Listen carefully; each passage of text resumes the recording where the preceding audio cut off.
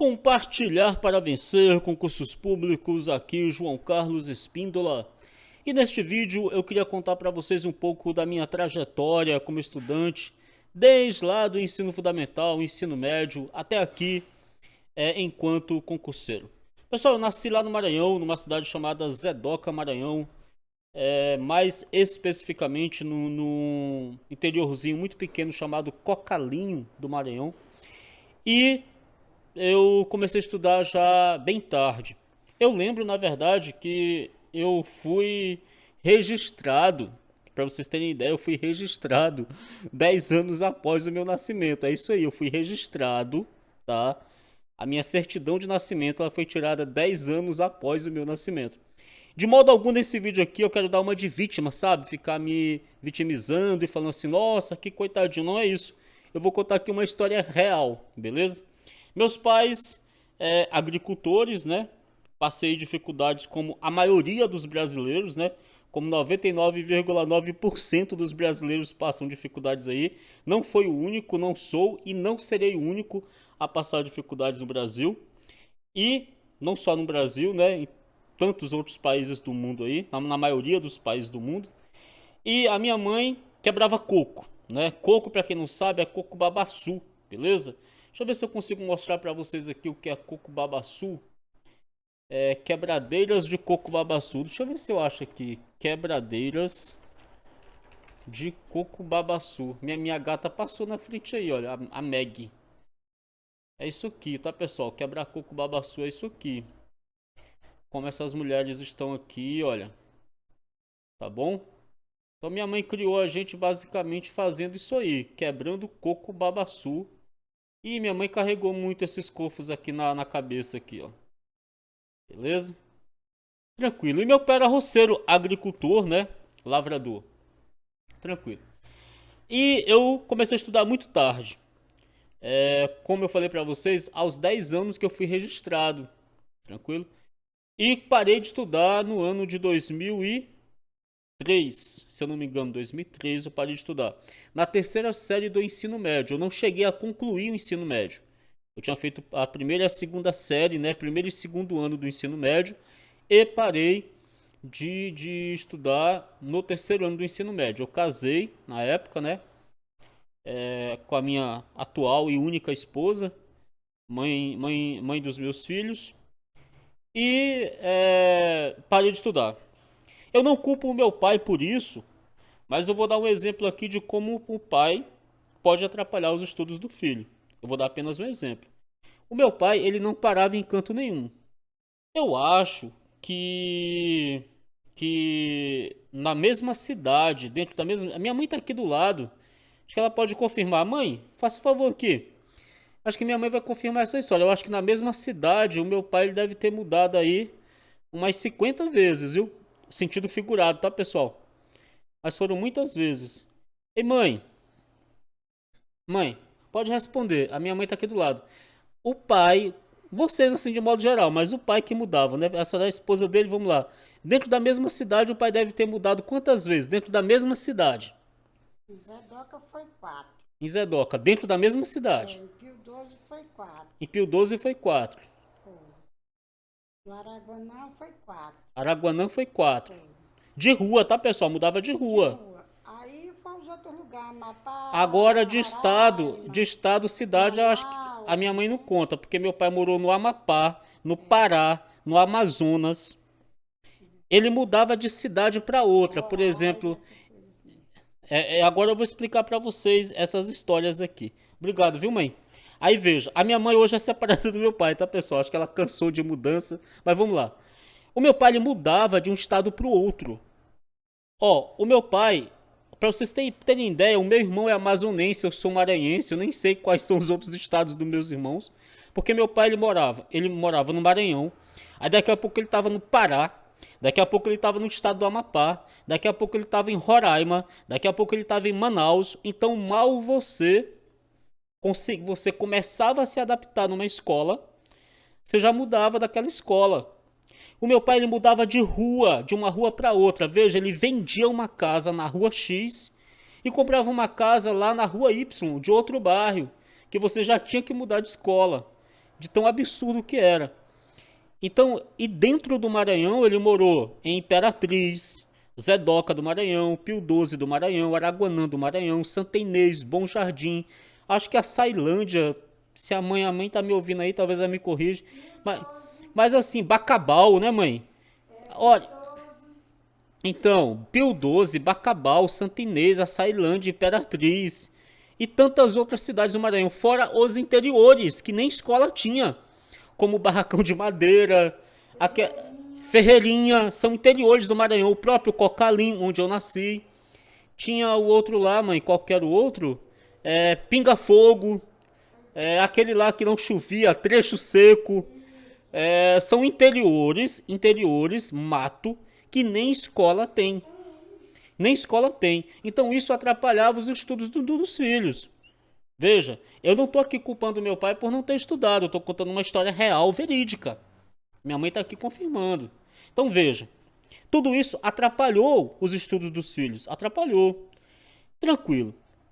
Fora que a gente começou a trabalhar todo mundo muito cedo, né? Porque filho de roceiro, de lavrador, de quebrador de coco, quebradeira de coco, como é minha mãe, a gente começava a trabalhar muito cedo. Mas graças a Deus nós somos bem criados, né?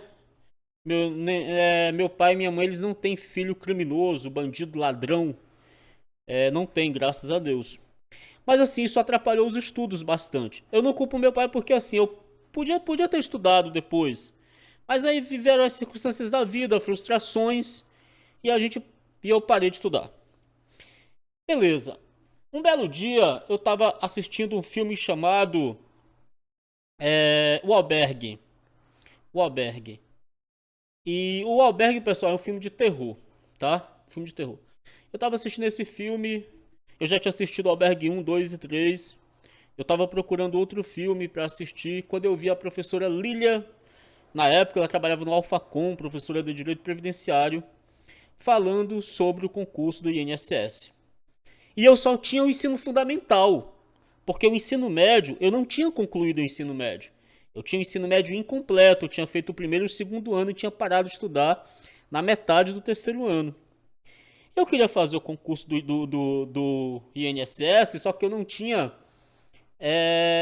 o ensino médio. Aí eu tive que voltar a estudar. Aí pesquisando na internet de como concluir o ensino médio, eu encontrei o INSEJA, o Exame Nacional de Competências de Certificação de Jovens e Adultos, né? E aí eu estudei para o INSEJA e graças a Deus eu consegui o diploma do ensino médio, né? Hoje eu tenho o diploma do ensino médio e tenho muitos sonhos para o futuro, né? Tá aqui o diploma, certificado de conclusão do ensino médio. Eu me emocionei muito no dia que eu peguei esse diploma, porque para mim foi uma vitória muito grande, né? É um simples diploma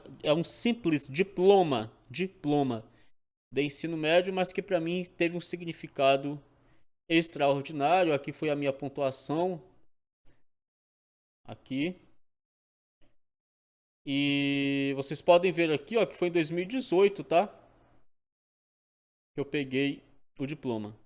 E eu comecei a estudar lá pro INSS em 2017, através dessa mensagem da professora Lília. E na verdade, eu fiz a prova do Ensejo em 2018. O diploma eu peguei aqui, ó, em 2019, né? Porque você faz a prova do Ensejo como se fosse um concurso público, né? Assim, o modo de fazer a prova. Você vai lá, faz a prova, não pode ter celular, tem fiscal de sala, tá? Aí tem o resultado, você pode ter por recurso contra aquele resultado. E aí depois sai a prova, beleza? Sai o resultado, que saiu em 2019. Lá no ano de 2016, quando eu tinha só o ensino fundamental, eu fiz a prova da FUB, a Fundação Universidade de Brasília, tá? E eu não passei nessa prova, eu reprovei nessa prova da FUB. Eu fiz uma pontuação até boa, mas só que praticamente gabaritaram a prova. Teve gente lá que fez 116 pontos numa prova do CESP, de certo ou errado. Teve gente que fez 116 pontos, eu acho que eu fiz 77. E eu estudei 50 dias para essa prova da FUB UNB. Quando foi em 2019 saiu o TRF3. Só que o TRF3 eu estava estudando para o INSS e saiu o edital. E aí eu comecei a estudar para o TRF3 em cima da hora, depois que o edital foi lançado. Aí que eu fui conhecer as disciplinas de processo civil, processo penal, direito penal, essas matérias, direito tributário, né, que caiu para técnico do TRF3. E eu fiz 48 pontos de 60 lá no TRF3 também, não passei. E agora eu fiz o TJ São Paulo, o Tribunal de Justiça do Estado de São Paulo, e fiz 78 pontos para Bragança Paulista. Não sei também se vou passar, se vou ser chamado, porque pode ser que a nota de corte caia. Existe essa esperança da nota de corte cair. Não sei se vai cair, né? Mas vou continuar estudando. Aqui é um pouco da minha história, né? Para que vocês entendam. Tenho minhas limitações, como eu falei, na área do estudo, porque o meu estudo foi muito prejudicado, principalmente por todas essas mudanças que eu falei para vocês. A gente não conseguia se habituar, se adaptar numa escola, então não dava tempo nem de aprender nada. Eu lembro que a gente chegou a morar 6 meses numa cidade, 2 anos em outra, 1 ano em outra, e 6 meses num bairro, 2 anos num bairro, 1 ano em um bairro, mudar de rua, mudar de bairro, mudar de escola. E isso atrapalhou os estudos, né? Então a capacidade cognitiva mesmo, a capacidade de aprendizado, ela não se desenvolve. Porque você não consegue nem se adaptar à escola, você não consegue nem conhecer os professores, você não consegue nem esquentar o banco da escola, você já muda de escola. Então, isso acabou atrapalhando mesmo a capacidade cognitiva. Hoje, para mim, fazer 36 pontos numa prova de direito, igual eu fiz 36 pontos de 40 na prova do Tribunal Regional, na prova do TJ São Paulo, agora para escrevente técnico judiciário, eu fiz 36 pontos de 40 pontos, isso para mim é uma grande vitória. A prova do TRF3, eu gabaritei a prova, dei direito praticamente. Gabaritei direito administrativo, direito tributário, errei uma questão de processo civil, acho que uma, talvez de direito constitucional, não me lembro agora. Mas a prova de direito lá no TRF3 eu fui super bem, tem vídeo aqui que eu mostro isso no site da FCC. E para mim isso são grandes vitórias, por conta da capacidade cognitiva prejudicada, né? Que não teve como aprender corretamente por causa de todas essas mudanças que eu contei para vocês. Mas ainda assim eu me considero vencedor, estou aqui estudando firme para alcançar os meus objetivos. Então isso aqui foi um pouco da minha história, não vou desistir, não vou me fazer de vítima, sei que todo mundo passa por dificuldade e essa é a minha história.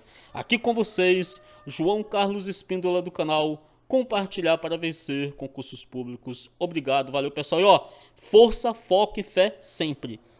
É se manter firme no propósito, disciplina, foco, determinação, que uma hora a gente chega lá. Valeu, obrigado.